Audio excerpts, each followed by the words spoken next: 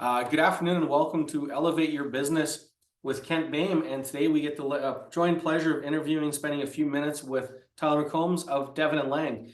Tyler, welcome to Elevate Chat. Tell us a little about Devon Lang and what makes you guys unique and fun and different.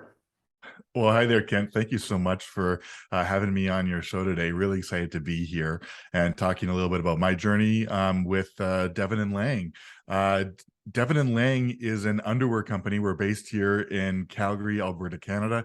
And we like to say that we make life-changing underwear. And yeah, it's not something I'm sure you hear all the time, right? But something we're really proud of. We make underwear for both men and women. We've got our own patented design on our men's boxer briefs. We make them from Modal, which is just an unbelievably soft fabric that truly, once you wear it, you'll never go back to wearing any other sorts of underwear. But when I say life changing, I don't just mean changing your life, the life of the person who's actually wearing the underwear. We're trying to make an impact and change the lives of people in our communities as well. And so that's why we're starting a buy a pair, give a pair program for our underwear, where every time someone purchases a pair of Devon and Lang men or women's underwear, we're actually donating a pair to a person in need. So we've partnered with a few charities here in the city in Calgary, as well as out east, that we're working with to try and really make an impact on more than just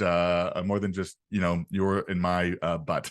We want to be able to really try and do more with what we're doing with our brand. So that's a little bit about kind of Devon and Lang and what our mission is. That's fantastic. Any idea why your clients would buy your product versus the others? What makes it unique? Yeah, so there's a few things that make our products unique. The real big priority that we wanted to have, I'll talk about our men's boxers first. With our men's boxer briefs, we have a pouch-based design boxer. So I'm sure people in the audience may have heard of companies like Saks or Beneath or some of these guys who make this pouch boxer. We've got our own patented design that creates our pouch boxer, but anyone can really have a pouch boxer these days. What makes ours unique really is we wanted to make a boxer that was going to last a lot longer. When I first started Devon and Lang, the idea came when my wife and I were on vacation in Hawaii. We went for this romantic walk down the beach at sunset, and midway through this walk, I ripped a hole in my boxers right in the thigh, started chafing. I was so uncomfortable. I went, why am I paying, $30-$40 for premium underwear that's just not lasting very long for me? And so we've created a special, inner thigh panel to our boxer that is a near frictionless fabric. It wicks moisture away as you move throughout the day. And you're not going to rip holes in it either. So it's going to last a really long time for you, especially for guys. Where do you rip holes in your boxers? It's always in that thigh area. So our boxers last a lot longer. They're made from really premium fabrics. And like I said, we're also trying to do more than just get great boxers on your body, but also try and make an impact on the communities around us. And that's something that some of these other companies that are doing underwear aren't doing right now. And we want to be able to be more, like I said, than just an underwear company. And want to give back in some way too. That's pretty cool.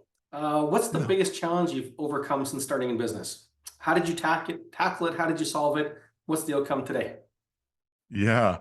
So I think, like a lot of new businesses that have started within the last 3 years, the biggest challenge was COVID, pandemic that came around. We launched our company back in August of 2019. So we had about 6 months or so before the world kind of imploded upon itself.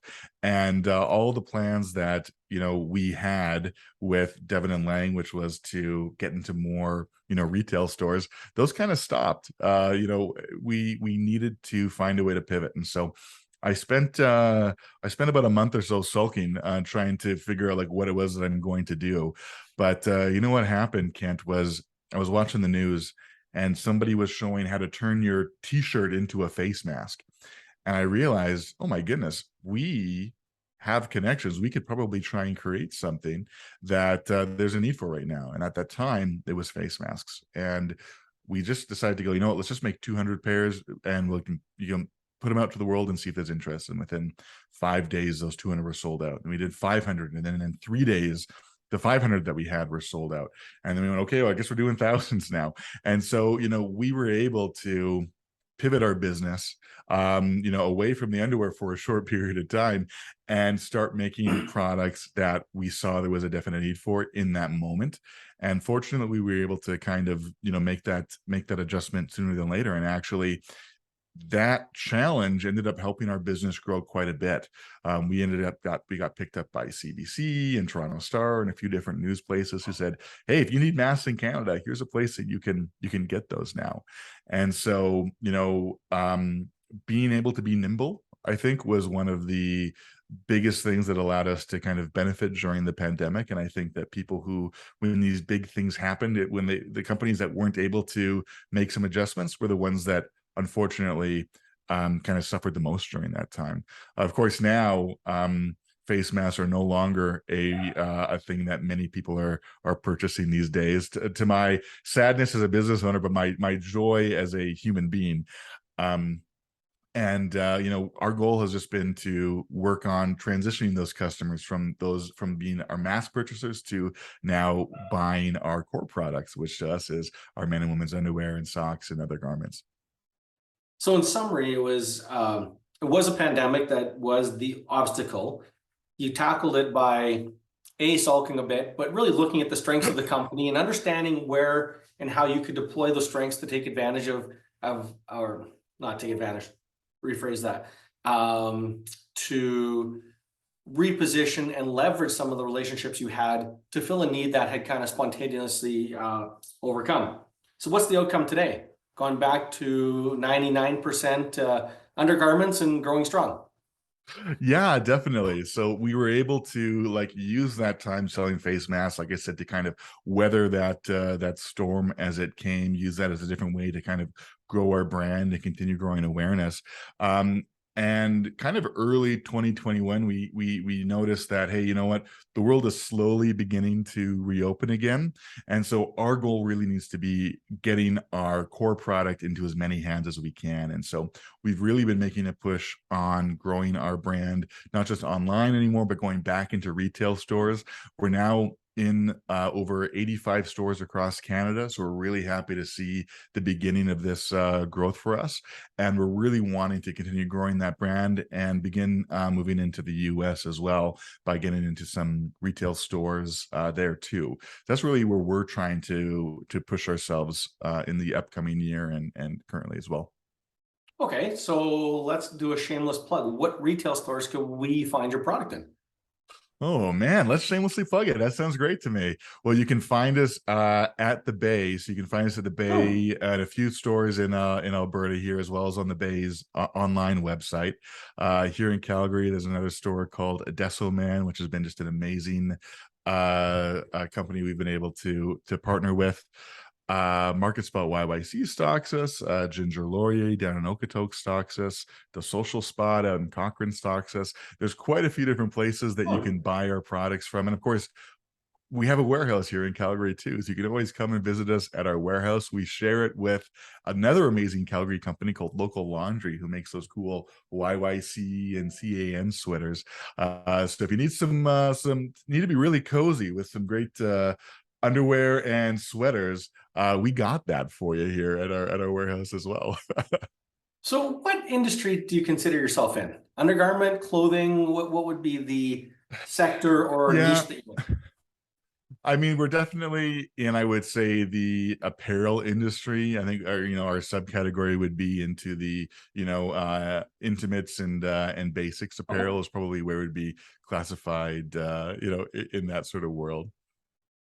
What would be, when you look out the next 18 to 24 months, what are the biggest top three challenges you think that industry faces or your industry? Well, I think some of the challenges is going to be navigating in a post-COVID world. And this is going to be it's for apparel just in general. Right now there's a lot of uncertainty as to where people are buying. We've seen consistently online sales are dropping, not just here, but just everywhere. People are now going back into retail stores. And so that's a great thing, but it's still a challenging thing, not just for us, but also for the stores that stock us as well. They are dealing with that uncertainty of trying to figure out how much product do I need? When do I need it? How do I get this product in the right hands at the right time? And so with that has caused as a challenge for us is making sure that we have the right product in our warehouses to get out to these stores when they need it as quickly as possible. So we're really trying to balance that, along with, all the money that we have in our business is tied up, or I should say majority of it, in our products themselves. That's where a lot of our money is in. And so being able to make sure we're ordering the right products when we need them and get them here in time, of course, with the all the shipping delays that are going on this day and age too, it's definitely causing some creative sort of thinking to figure out what's going to be the right products to get to the right people and get from here into the hands of our customers as well. Kind of I think a three-part question. I'll see if I can do it in order. So when you think back 3.5 years ago, 3 years ago when you started in business, Yes. what was the definition of to be successful for you then back then? What did it mean to Uh, have a successful business when you first launched and created this thing, Devon and Lang?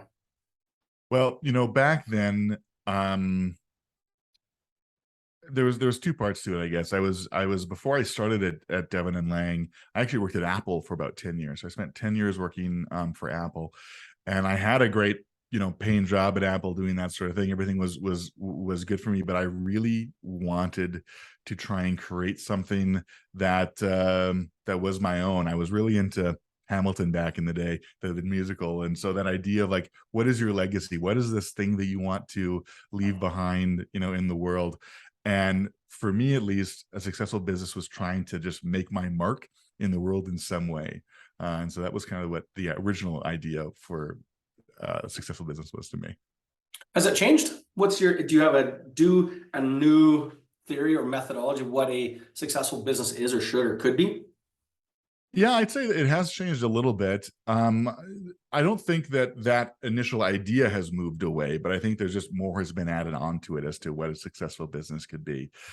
One of the things now is that now that I'm not at Apple anymore, and this is my full-time career, successful business has to make money and allow me to take care of my children and my wife. And I want to make sure that I'm growing a business in a way where we can, be profitable and I can provide my children with the life that I want them to have, which is one piece, obviously.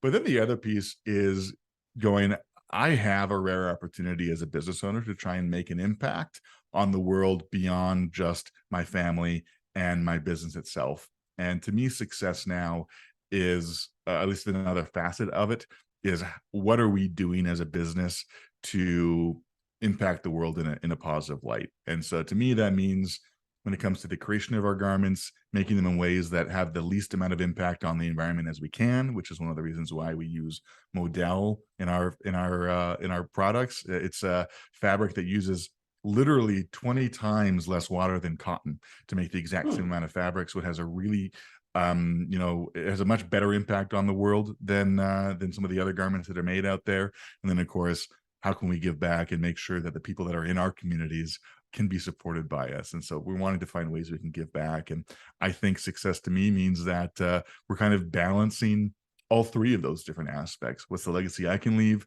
What can I do to make sure that my business is profitable and that I can keep doing it? And then how can we use this business to impact the world around us positively? That's pretty cool. That's awesome. That was a great answer. So in closing, I think you said it, but let's ask the question anyway. What do you want to be known for? I want I want to be known. I mean, oh man, it's such a hard thing. My roundabout last answer, I think, is more or less what I would be known for. But really, I want to be known for the lives that we touch. Ultimately, I want to be known for making a product that people can believe in. I want to be known for giving back to the community in different ways. And in the end, we didn't talk about why the company is named Devon and Lang, but Devon is my daughter's name. Her name is Devon, and Lang is my grandfather's last name. And so we wanted to look at our garments from a generational standpoint, what made it great in the past, how we can bring that into the future. And in the end, what I want more than anything is to make my grandfather and daughter proud of what I'm doing, because that's what's on their name. That's going to be their legacy as well, I hope. That's pretty cool. Thank you very much. And one more shameless plug. It's Devon and Lang. Where can they find you online? Yes, you can find us at devonandlang.com. We are on TikTok now as well, where you can find us at Devon and Lang, and same thing at on Instagram. So if you want to see me talking a lot about different things, those are some great places to follow us. And you can also find me if you want to reach out to me on LinkedIn at Tyler J McCombs. I'd love to connect with you there too. It's fantastic. Thank you very much. You've been a great host. Your answers are fantastic, and I'm looking forward to sharing your story with as many people as possible. Thank you so much, Ken. It was a real pleasure. Have a great week. You